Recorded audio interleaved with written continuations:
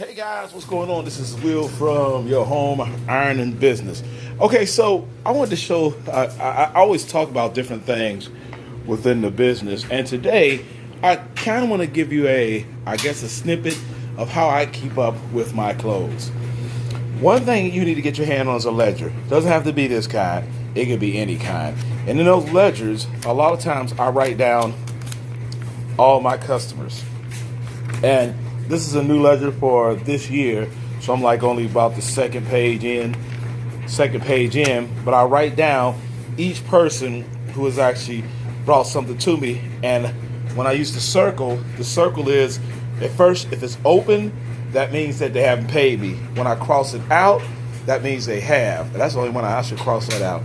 And as you can see, I got December, January, this is February and March.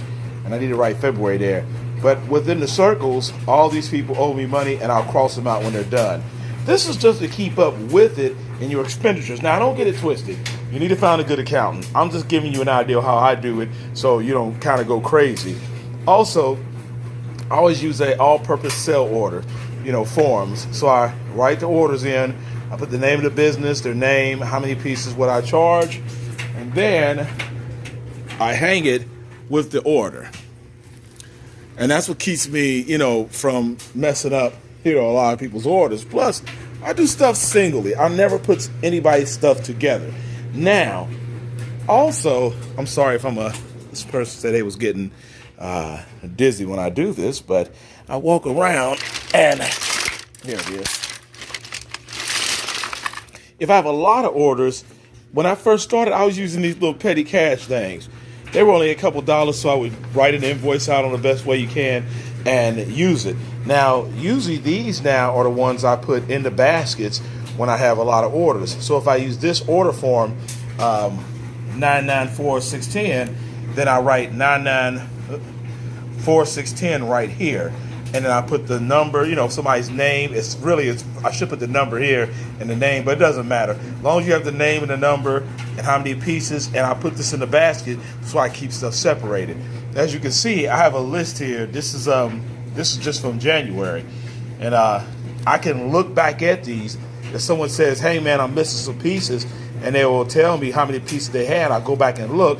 And if it says they only had this many pieces, we can go. This is good for keeping your records. That's what this is good for. And it's just another way to keep yourself nice and balanced when you're doing your business. I hope this helps someone. Also, before I forget, this is my January take. Hold on one second. Oh, give me a second here. Oh. So these are my receipts from the dry cleaners. You can use them for tax purposes on the money that I spent on my cleaning. But a lot of stuff I take to dry cleaning, and I do laundry here as well. Matter of fact, an order just came in. So I had to get that one together. So I hope this helps someone. Like I said, I like to give tips, tips and little things that I do to help out. And I need to get this order wrote up right now. All right, guys, like I always say, adjust your hustle, bet on you. Hey guys, what's going on? This is Will from your home ironing business. Now, I'm going to show you the mess. Look at my floor. I got to clean this up. Order. Let's go around the corner here. Yeah, okay. Order, and I don't have you. And order, and actually 2 orders on there. So this is like, Easter is a busy week for me. I got to clean my whole room up. But man, let me tell you, it has been a busy week. Oh my goodness.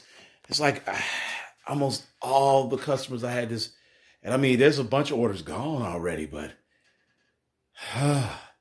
that's the one thing about this, man. It'll get tiresome, but you gotta keep pushing it forward. I'm so happy I got everything done. I was just like, I'm sleeping in Saturday.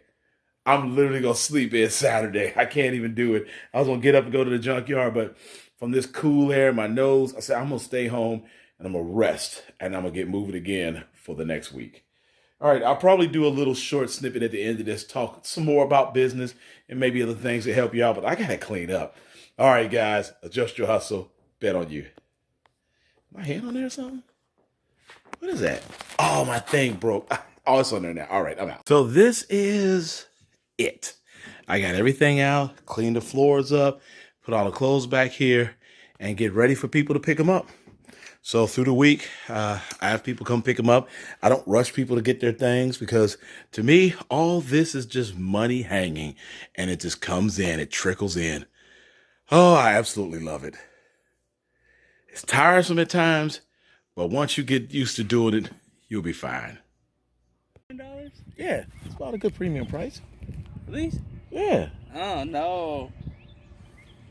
110. 110. 5 times that. You paid almost $400 for those? No. Five times. What's 5 times 1? You paid $500 for those? Good Lord. You better never lose those. Right. Hey, they done cleared that out. That looks better now. You see that? What? Back to the path thing. Oh yeah, they cleared all the woods. Yeah, right there. That's I didn't even know it was there. The weird thing is the frames were only 150. Mm-hmm. So you're paying for the lens because it's a prism and not a regular prescription. It's the prism. Mm-hmm. All right, fishing with my buddy. Gotta have an off day once in a while, guys. Cat, bass, carp, bluegill. I heard they stocked trout in here. I got a nasty turtle out of here once. A turtle. All right, what's going on, guys? This is Will from Your Home Ironing Business. Okay, so I wanted to show you something. I said something once about cleaning your equipment. I should have showed you the first time I did it. I want to show you what the steam iron looks like. We'll do this with one hand real quick. And I don't know if I can do it with one hand, but I'm gonna flip it. Hold on 1 second. I'm gonna dump it out. I want you to see what that water looks like inside your reservoir. Look at that. Now, the first time, it was really bad. This is on the second time. If you look at this, let's get a look at that. See that stuff in there? It was way worse than this. But you have to clean your reservoir irons out as much as you can. Like, usually I try to do it 3 times a month, and I've been behind because I had so much work. So I'm going to finish cleaning this one out. I finished cleaning the other one out. Also, another thing that you got to stay on top of is your washing machine. I should have showed you before, but now it looks clean. I clean all that, and I let my water sit in there for a while. Now, the trick to your washing machine, if you want to get that stinky, stinky smell out, you have to do this periodically, you know, here and there. Usually I do it 3 times a month as well. But I use powdered soap powder in here, which, if I'm not mistaken, is the reason why your stuff stinks if you're using the liquid soap, because it doesn't have triglycerides in it. I could be wrong, but that's kind of the explanation that I've got. The triglycerides are in the powdered soap. So that water that's down in there, the soap or that powder will help get that smell out. Now, most like people say, you got to pull this out. Like, look at that. I didn't even see that. That's like rust in there. I don't know what that is. That looks terrible. It looks like rust or something. That ain't nothing. But most people say that you have to take the whole thing out and clean it. Well, I don't have time to do that. So what I do is I get in there and just clean up under everything and just try to, get as clean as possible. So that's another tip in your home ironing business. I'm over there getting this one together. I'm going to finish it up, clean my iron off really well, and get it set for another day.